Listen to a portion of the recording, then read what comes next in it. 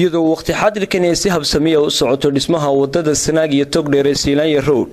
ayaa madaxweyne ku-xigeenka Jamhuuriyadda Soomaaliland oo ka soo laabtay daafurka shirka nabadda Ceelaf Weyn waxa uu kormeer ku tagay qaybta galbeed ee magaalada Waaridaad oo waqtigan ay ka socoto dhanka bari ee magaaladaasi dhismaha wadadaasi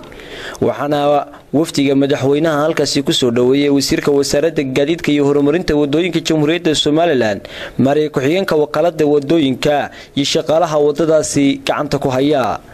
maayirka magaalada Waaridaad iyo odayaasha magaaladaasi qaar kamid ayaa ka marxaatay kacay xawliga ay ku socoto wadadu waqtigani halkan waxaynu isugu soo baxnay inaynu ku soo dhaweeyno madaxweyne ku-xigeenka Jamhuuriyadda Soomaaliland mudane Cabdiraxmaan Saylici ilaahay mahad iska leh inuu kulmiyay goobtan inagoo nabad qabno caafimaad qabna halkan waxa ka socota waa wajigii galbeedka ee shaqada wadada isku xidha ceeri gaabo iyo burco taasoo ka soo leexata magaalada Ilaaf Madoobe ilaa iyo magaalada ceeri gaabo alxamdulillah rabbil caalamiin waxa inoo qabsoomay oo hawsha adag iyo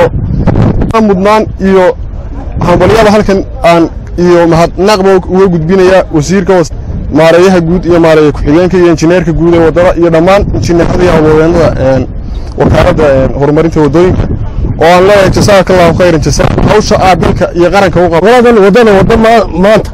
oo intii dambe waday in sharaf la siiyo ayaanu ka codsanaa iyadan oo ay mudan yihiin sida ay u shaqeynayaan iyo xilkii loo igmaday sida ay u dardargeliyeen waxaan ugu leeyahay madaxweyne dawladda sharaf maanta siisa waayo intii muddadii hore waxay soo dhaafi weyday meesha la xiriira laakiin waxay ku soo dhaafiyeen muddo yar ayay si xawliya ku soconaysa ay soo dhaafiyeen wasiirka wasaaradda gaadiidka iyo horumarinta jidadka Soomaaliland Cabdilaahi Abubakar Cismaan iyo maareeyaha ku-xigeenka guud ee mashruucaasi Mustafa Qalab ayaa ka xogagal bixiyay qaabka iyo qorshaha ay u socoto wadadu iyo shaqaalaha wadadaasi oo ah kuwa culays kasta laabta u dhigaya hamigeeduna yahay kamiino dhalinta iyo dhameystirka wadadani waxaan jecelahay warbixin yar kooban inaan ku siino wadadan waxa la bilaabay wajigii labaad doorashada ka bacdi 18 Febraayo waa la bilaabay talgalkaygu wuxuu ahaa muddo 4 bilood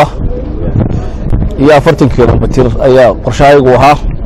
ayaan ku qaadanay shirkii wasiirada ku guuleysanay inay noo suurta galaan 42 kilomitir oo qaybna tahay final oo sidoo kale tahay oo la saarayo leeyarka qayb ka midna tahay paved oo ah inaynu saarnay daamkii la saaray oo dhameystiran alxamdulillah dhalinyaradani waa dhalinyaro way aragnimo leh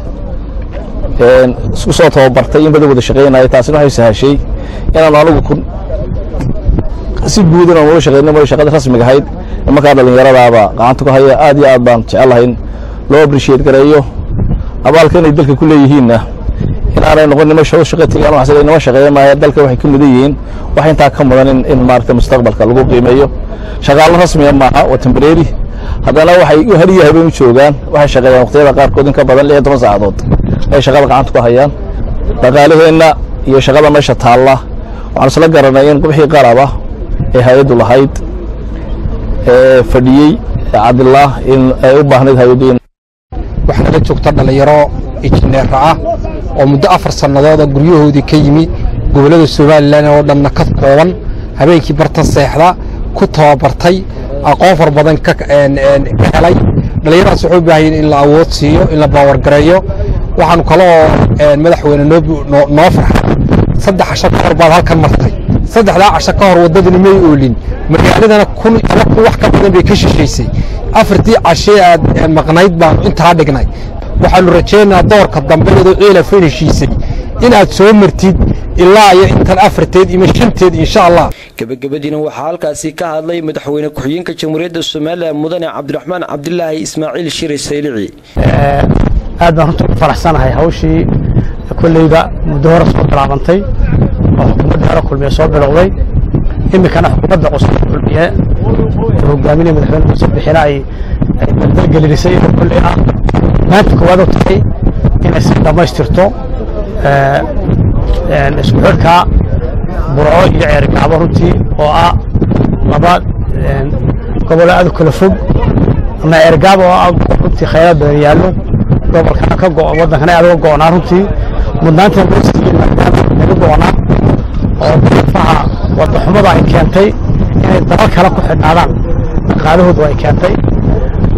saasa dhammaantood loo siiyey aad iyo aad ugu faraxsanay maanta inay haweenada wasaaradda iyo wakaaladda iyo shaqaalahooda ay halkan nagu soo dhoweeyaan warbixinna nagu siiyaan keliya ku dardaaray waxa weeyaan in hawsha aynu wadnaa sidaa la sheegay inay hawl xisaabta dhaba leh oo nidaam xaliibnaan leh ay noqoto aan alaabta dhaqaalaynoo dhowrno wanuruddin shimbir